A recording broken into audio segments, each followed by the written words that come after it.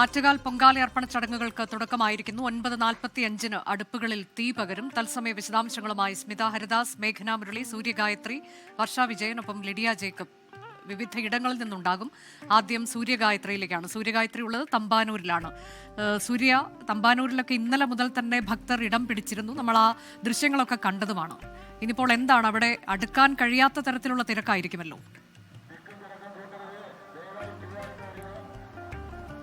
അഞ്ച അടുക്കാൻ കഴിയാത്ത തിരക്ക് തന്നെയാണ്. വലിയ തിരക്ക് അനുഭവപ്പെടുന്നുണ്ട്. തമ്പാനൂരിൽ ഈ രണ്ട് റോഡിന്റെയും ഇരുവശം അപ്പുറവും ഇപ്പുറവും നിറഞ്ഞ ഭക്തരാണ്. ആറ്റുകാൽ ദേവിക്കുള്ള അടുപ്പുകൾ ഇങ്ങനെ നിറഞ്ഞു നിൽക്കുകയാണ്. ആളുകൾ കുറച്ച് മുന്നേ വരെയും ഭക്തർ ഇങ്ങനെ വന്നുകൊണ്ടേ ഇരിക്കുകയായിരുന്നു എന്നുള്ളതാണ്. ഓടിയെത്തി അടുപ്പ് കൂട്ടാനുള്ള ധൃതിയൊക്കെ ചിലരും നമ്മൾ കണ്ടിട്ടുണ്ടായിരുന്നതാണ്. കഴിഞ്ഞ വർഷത്തേക്കാൾ തിരക്ക് കുറച്ച് അധികമാണ് എന്നുള്ളതാണ് ഈ വരുന്ന ഭക്തർ തന്നെ നമ്മളോട് പറയുന്നത്. കാരണം ഈ അടുപ്പ് കൂട്ടുന്ന തിരക്ക് കണ്ടാലും അല്ലെങ്കിൽ ഈ ക്ഷേത്രത്തിലെ തിരക്ക് കണ്ടാലും ഒക്കെ തന്നെ അധികം ആളുകൾ ഇത്തവണ എത്തിയിട്ടുണ്ട് എന്നുള്ളതാണ് നമ്മൾ മനസ്സിലാക്കുന്നത്. അമ്മ എവിടെ നിന്നാ? എപ്പോ എത്തി? ഇന്നലെ രാത്രി 8 മണിക്ക്. എല്ലാം തയ്യാറായോ? തയ്യാറായി. എന്താ ദേവിക്ക് എന്താ നിവേദ്യം? പായസമുള്ളു, പൊങ്കാലുള്ളു. എല്ലാ കൊല്ലം മുടങ്ങാറ് വരാറുണ്ടോ? ഇപ്പൊ എത്രാമത്തെ പൊങ്കാലയാ? 6 കാണണം, എത്രാമത്താന്ന് അറിയത്തില്ല. ചേച്ചി എവിടെ നിന്നാ? അഞ്ചലാണോ? അഞ്ചൽ ഈച്ചൻകുഴി. എപ്പോ എത്തി? ഞങ്ങൾ ഇന്നലെ 8 മണിയായപ്പോ ഇവിടെ വന്നു. ഈ സൈഡിലുള്ളവർക്കൊക്കെ ഇത്തിരി ആശ്വാസം കാണും. കാരണം ഇവിടെയൊക്കെ കുറച്ച് വെയിൽ കുറവുണ്ട്. മരമുള്ളതിന്റെ തണലിൽ ഇങ്ങനെ കുറച്ചുപേർ ഇരിക്കുന്നുണ്ട്. പക്ഷെ നമുക്ക് അങ്ങോട്ട് നോക്കിയാൽ റെയിൽവേ ബസ് സ്റ്റേഷന്റെയും അതുപോലെ തന്നെ റെയിൽവേ സ്റ്റേഷന്റെയും ഒക്കെ പരിസരത്ത് നോക്കിയാൽ അതികഠിനമാണ് ചൂട് എന്നുള്ളതാണ്. പക്ഷെ ആ ചൂടൊന്നും തങ്ങളെ തളർത്തില്ല എന്നുള്ളതാണ് അവർ പറയുന്നത്. എത്ര ചൂടാണെങ്കിലും പൊങ്കാലയിട്ട് ദേവിക്ക് പൊങ്കാല സമർപ്പിച്ച് കഴിഞ്ഞ് മടങ്ങുകയുള്ളൂ എന്നുള്ളതാണ് പറയുന്നത്. മറ്റൊരു പ്രധാനപ്പെട്ട കാര്യം, ഇവരിൽ പലരും രാവിലെ ഇവിടെ ഭക്ഷണമൊക്കെ നൽകിയിട്ടുണ്ടായിരുന്നു. ഉച്ചയ്ക്ക് ഭക്ഷണമുണ്ട്. പക്ഷേ ഈ ഭക്ഷണം ഒന്നും കഴിക്കാതെ ഇരിക്കുന്ന ചിലരുണ്ട്. പൊങ്കാല ഇട്ട് കഴിഞ്ഞതിന് ശേഷം മാത്രമേ ഭക്ഷണം കഴിക്കൂ എന്ന് പറഞ്ഞു പോലും ഇരിക്കുന്ന ഭക്തരെ നമുക്കിവിടെ കാണാൻ കഴിയുമെന്നുള്ളതാണ്. കുട്ടികളും അതുപോലെ തന്നെ പ്രായമായവരെയും ഒക്കെ നമുക്കിവിടെ കാണാൻ കഴിയാം.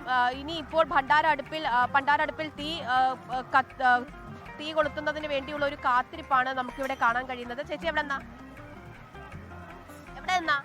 കൊല്ലത്തുനിന്നാ. എപ്പോ എത്തി?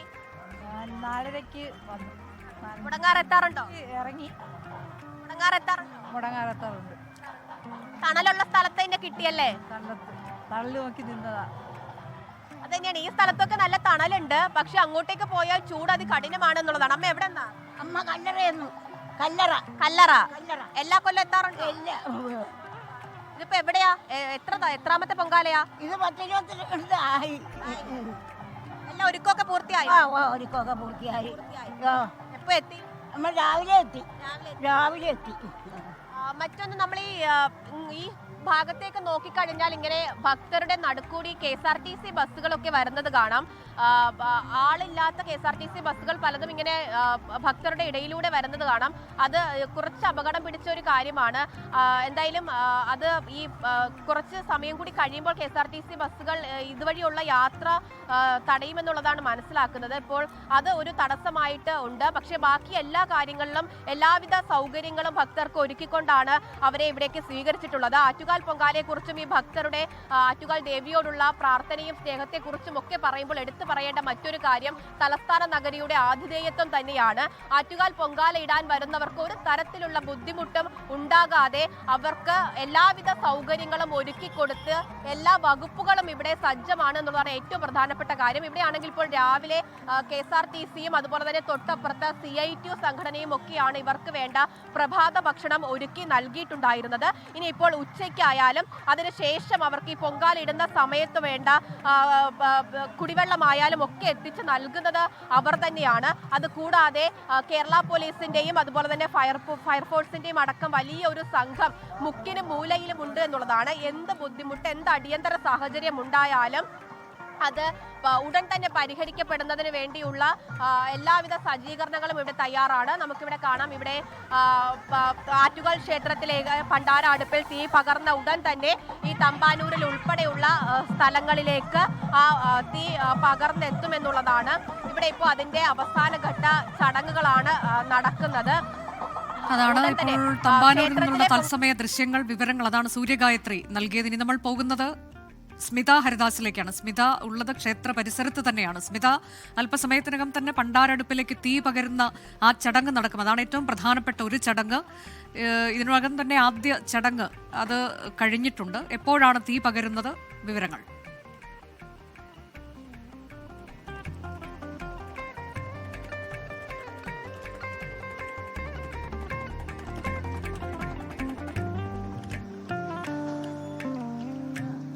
ശുദ്ധപുണ്യാഹം എന്നുള്ള ആദ്യ ചടങ്ങ് അത് അല്പസമയം മുൻപ് തന്നെ നടന്നിട്ടുണ്ട്. അതിനുശേഷം ഇനിയിപ്പോൾ പണ്ടാരടുപ്പിലേക്ക് തീ പകരുക എന്നുള്ളതാണ്. അത് ക്ഷേത്രത്തിനുള്ളിൽ നിന്ന് കൊണ്ടുവരുന്ന തീനാളം, അതാണ് മേൽശാന്തി അവിടെയുള്ള അടുപ്പിലേക്ക് പകരുന്നത്. അതിനുശേഷം ആ തീനാളം തന്നെ മറ്റെല്ലാ അടുപ്പുകളിലേക്കും പകരുന്നതോടെയാണ് പൊങ്കാലയ്ക്ക് തുടക്കമാവുന്നത്.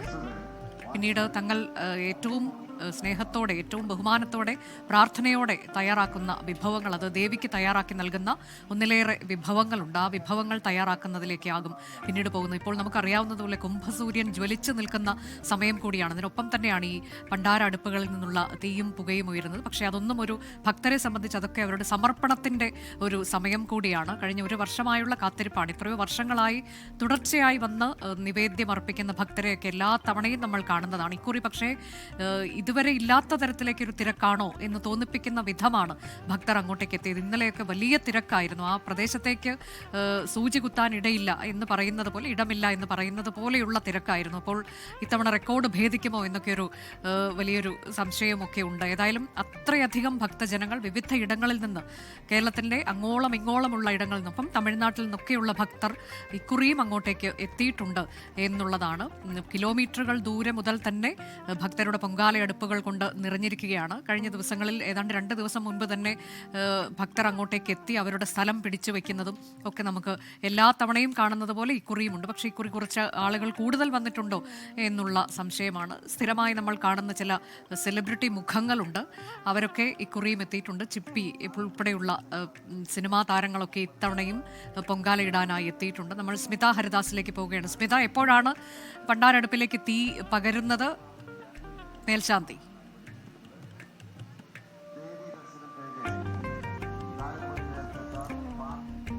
സ്മിതയിലേക്ക് എത്താം. ഇപ്പോൾ അല്പസമയത്തിനകം തന്നെ ഏതാണ്ട് 9:45 തന്നെ ആ ചടങ്ങ് നടക്കുമെന്നാണ് കരുതുന്നത്. അതിനുവേണ്ടിയുള്ള കാത്തിരിപ്പിലാണ്. പിന്നീട് പൊങ്കാല നിവേദ്യം അർപ്പിക്കുന്നത് പല തരത്തിലുള്ള നിവേദ്യങ്ങളുമായി ആണ്.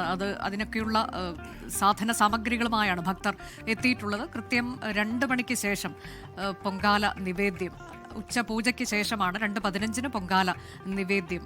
പിന്നീട് ഈ ചടങ്ങുകൾക്കെല്ലാം സമാപനമാവുകയും ചെയ്യും. വലിയ സജ്ജീകരണങ്ങൾ ഇത്തവണയും, എല്ലാ തവണയും എന്നതുപോലെ ഇത്തവണയും ക്രമീകരിച്ചിട്ടുണ്ട്. മേഘന മുരളിയിലേക്കാണ് പോകുന്നത്. മേഘന, എപ്പോഴാണ് തീ പകരുന്നത് പണ്ടാരയടുപ്പിലേക്ക്? അത് മേൽശാന്തിയാണല്ലോ ആ ചടങ്ങ് ആദ്യം ചെയ്യുന്നത്.